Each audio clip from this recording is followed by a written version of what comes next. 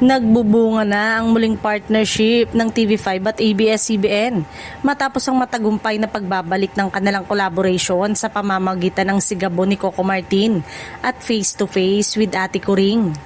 Nagsisimula pa lamang ang mga naturang programa ngunit may panibago na agad na proyekto na nakahanay para sa dalawang network.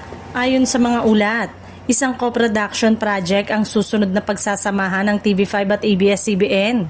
Ipinapakita nito ang patuloy na pagtitiwala ng dalawang kumpanya sa isa't isa upang makapaghatid ng mas maraming dekalidad na programa para sa mga manonood.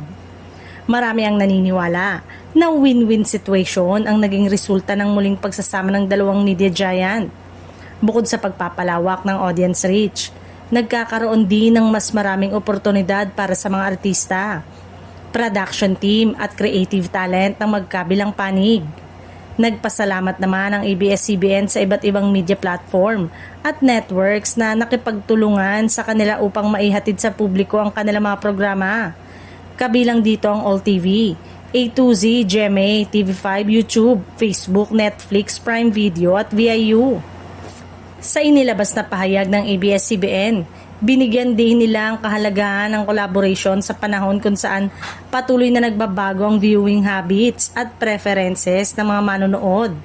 Anila, mahalagang magtulungan ang mga industriya upang mas maraming Pilipino ang makapanood ng magagandang palabas. Dahil dito, marami na ang nag-aabang kung ano pa ang mga susunod na proyekto sa pagsasamahan ng TV5 at ABS-CBN kung pagbabatayan ng kanilang kasalukuyang partnership. Inaasahang mas marami pang malalaking programa at kapanapanabik na collaboration ang mapapanood ng publiko sa mga darating na buwan.